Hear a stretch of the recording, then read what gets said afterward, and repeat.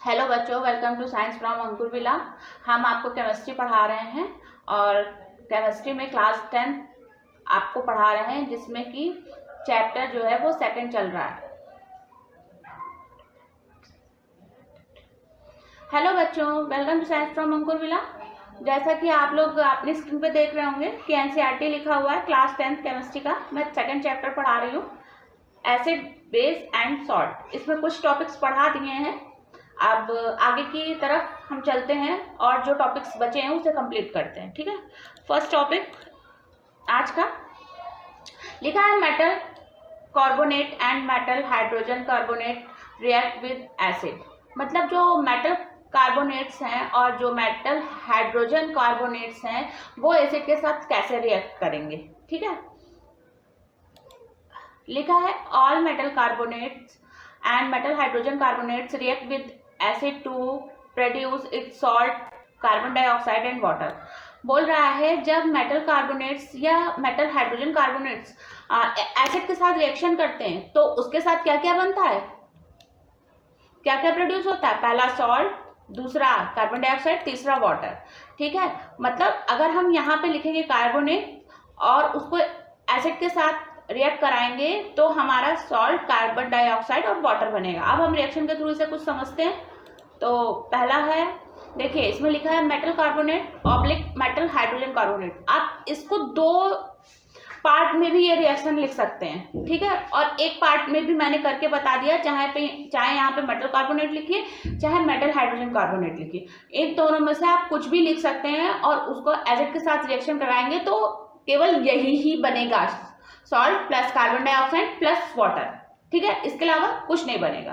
अब इसको दो पार्ट में कैसे लिख सकते हैं, एक आप पहला पार्ट में ऐसे लिख सकते हैं कि मेटल कार्बोनेट प्लस एसिड, मतलब एसिड के साथ अगर आप रिएक्शन कराएंगे तो salt plus carbon dioxide plus water बनेगा।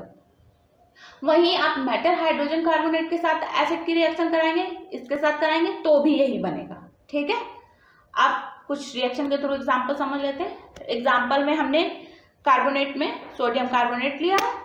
ठीक है, यहाँ पे मेटल कार्बोनेट की जगह हम सोडियम कार्बोनेट अगर लिख देते हैं और एसिड में क्या लिया है, HCl। इसको रिएक्शन कराया तो क्या बना, सॉल्ट बना NaCl, फिर कार्बन डाइऑक्साइड CO2, फिर वाटर। ठीक है, अब NO2CO3 क्या है, ये सोडियम कार्बोनेट है। ये किस फॉर्म में है, सॉलिड फॉर्म में।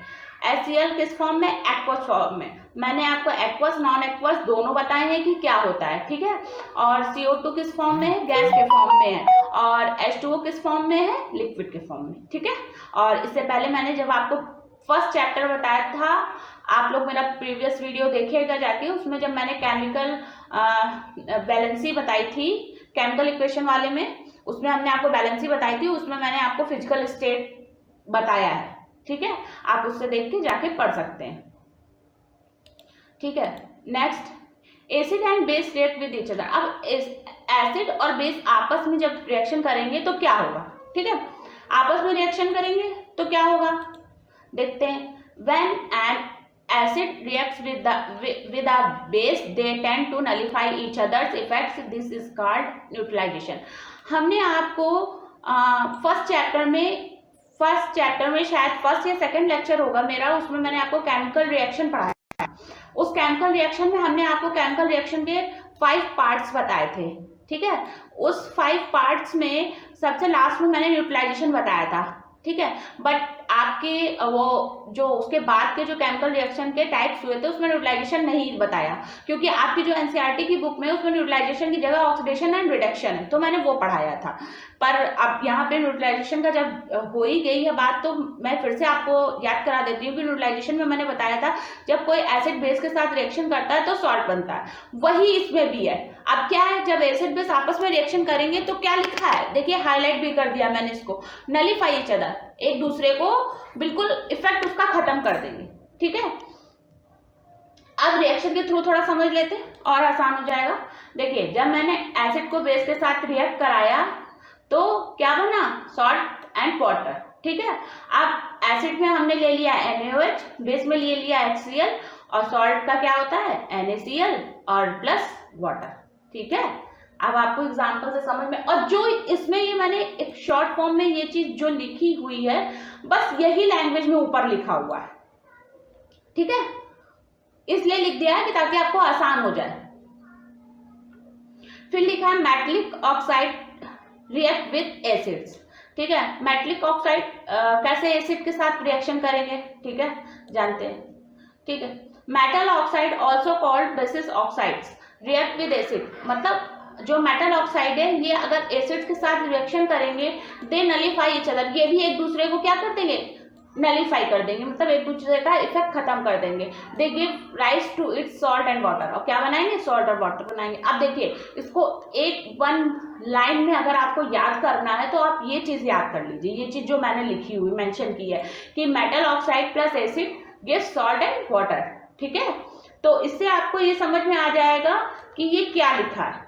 ठीक है, ये जो लिखा है वही ये लैंग्वेज में लिख दिया मैंने। ठीक है, मेटल ऑक्साइड की जब हम एसिड के साथ रिएक्शन कराएंगे तो सॉल्ट प्लस वाटर बनेगा। अब मेटल ऑक्साइड की जगह पे हम अगर कॉपर ऑक्साइड ले लेते हैं, ठीक है, इसको रिएक्शन के थ्रू समझते हैं।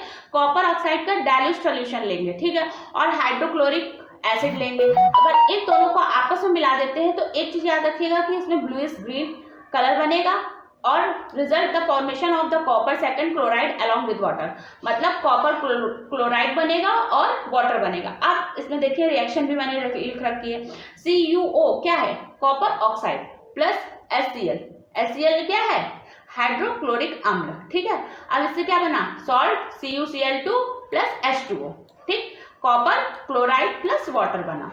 ठीक है, आज का जो सेशन था उसमें मैंने एक चीज जरूर एग्जाम्पल में ये चीज लिखी हुई है वन लाइन में, ताकि आपको केवल अगर आप ये भी पढ़ लेंगे, ये भी याद कर लेंगे इतनी चीज, तो आपको आसानी हो जाएगी ऊपर वाली लैंग्वेज लिखने में, क्योंकि इसी से ही ये बना। ठीक है, आई होप आपको मेरा सेशन अच्छा लगा हो। अगर मेरा सेशन अच्छा लगा हो तो मेरे चैनल को लाइक शेयर एंड सब्सक्राइब कीजिएगा। Thank you.